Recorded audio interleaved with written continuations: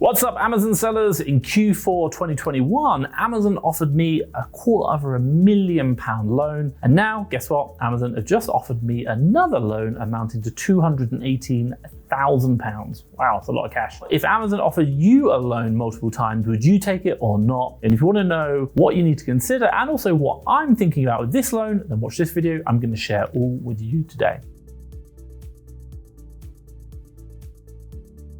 Right, if you don't know who I am, my name is Thomas Parkinson, and I've been selling on Amazon now doing online arbitrage for the last 5 years. Now in the UK, I'm a 7-figure Amazon seller, check this out, and in the USA, I'm a 6-figure Amazon seller, check this out. So hopefully in the near future, we're probably going to expand to another marketplace. And if you're interested in learning how I've done it and what I'm learning in my journey, then do make sure you hit the subscribe button down below. Hey, enough about me. What are we going to go through today in this video? First things first, number one, I'll give you a short recap of what the current situation is. Number two, I'm going to talk through the new offer and obviously give you a live screen share of that as well. And then number three, I'm going to share some top tips and tricks for you of things to think about before considering accepting a new Amazon loan. Let's get started. Before I tell you about all the things you need to consider, when either accepting or rejecting an Amazon loan offer, let me share with you, a short recap of my Amazon journey and what Amazon have offered me before. So in May 2021, Amazon offered me, an initial loan amounting to £121,000 in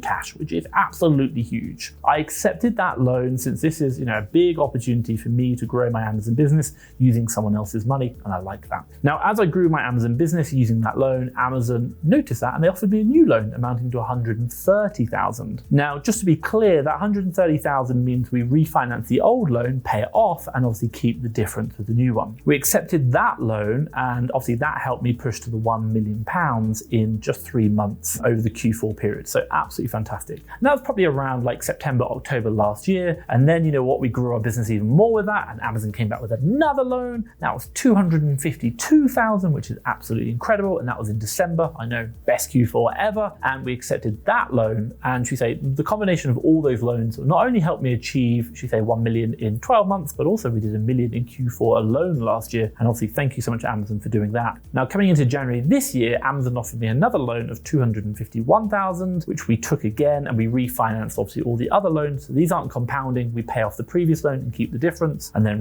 quite recently now, Amazon have just offered me another loan, not of 251, but of 218,000. For me, this has been the 5th loan offer, I think. Yeah, the 5th loan offer, and we've accepted all of them. And obviously this is going to form potentially part of my plan to go grow this Amazon business. Now, the question you might be asking for me is, should I be taking this new loan offer? And that is something I'm going to be talking about today.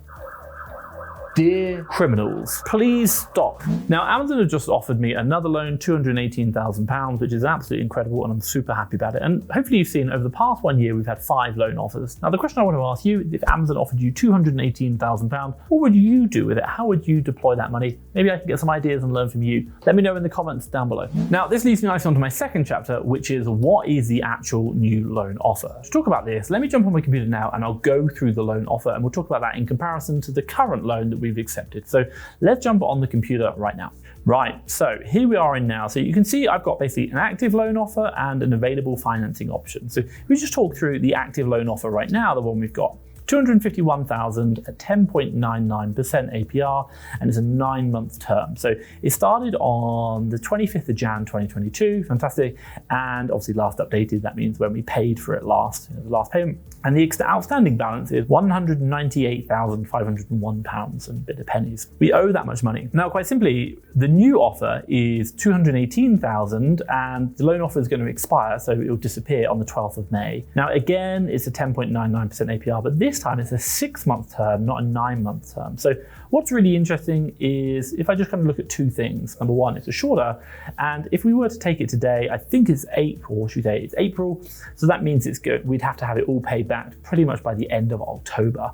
So something to think about there. Whereas this one is a 9-month starting in January. It's pretty much going to be the same term. You've got to pay it back in the end of October. So it's the same time. Now, the other one to think about here is the outstanding balance. So we've got £191,000 due, and the new offer is for 218. So if I took it today, I would have to pay back the old loan of which we currently owe of 198,000, and obviously I get to keep the difference, which would probably be roughly, let's call it $20,000 or £20,000. Not huge, but any little helps. And hey, no one should turn down £20,000 of free capital. Interesting enough, the one thing I'm looking at right now is I'm going to get 20,000 out if I cash it out, and in theory, what might happen is that I have to pay it back at exactly the same time. Now that's if I did it today, and today is the 20th of April. Now the other thing which you kind of notice is that it expires on the 12th of May. So what I could do is leave it until the 11th of May and then click it, and I might actually be able to extend that a few more days. Not huge, but it'll give me an extra like 25 or 20 days roughly before I have to pay this back. So it might actually mean that I can hold the debt for longer within my Amazon business. Now, let's kind of go through the starting application and we can kind of see this information. So remember, this needs to be paid back within 9 months of the 25th. So that would be January 25th, like 25th of October, it's got to be paid. If I click on Start Application, it says the invitation expires on the 12th. Obviously, you can type in the amount here. Net proceeds, I'm going to get 21,000 out. Can I change the amount? No, it's just 6 months straight. That's it, 6 months. Minimum 200. Interesting enough, they're only allowing me to take a £1,000 range. I have to take it all. That's it. No kind of cut it down. Loan term, again, this is it. So that's it. That's pretty much about the loan term itself. Now, the one thing I'll say for you is I know it's exciting to always receive an offer, and especially one as big as £218,000. That's incredible. But always remember, this is a loan. This is debt, and you might be thinking this is a huge opportunity for your Amazon business, but also this is a challenge as well, is to know how to actually utilize this money and make sure you're actually earning it back. Remember, there is going to be interest on this loan, 10.99%, and that's going to cost me money. So I've got to make sure that I'm using the money and making more than that interest back, and hopefully making a profit as well. But also as well, there is a risk. It is debt. Debt can be dangerous if managed incorrectly. So be very mindful of that. Now, I'm talking today about Amazon loans, even my journey, 1 million in 18 months, which is absolutely incredible. We managed to smash it in 12, and then the subsequent 3 months we did another million, which I'm super happy at. And right now we're in £3 million in the last 12 months, which I'm really, really pleased with. My team are absolutely amazing. Now, the one thing which I will say is this is not me. I'm not there physically sourcing, buying, doing all the administration behind this business. It's a team, and you cannot scale a business without a team. I promise you that. And if you are interested in building a team, where do you start? Well, first things first, you should look at someone to help you find the deals to buy low to resell high. That is the most time-consuming part of any business. And if you're interested in building a team, look no further than the FastTrackFBA VA Academy. This is a service I created whereby we find, hire, and train a virtual assistant for your business, and they work for you, and we give you support for 12 weeks to help them get results. If you're interested, want to know more, and want to have a free 30-minute consultation call, then have a look at the link down below, FastTrackFBA VA Academy. Trust me, I think you're going to love it. We've hired over 500 VAs for over 200 of our clients, and trust me, they absolutely love it as well. It is working for them. Check it out. I think you're going to love it. Build a team and to scale your business to new heights. Check out the link down below.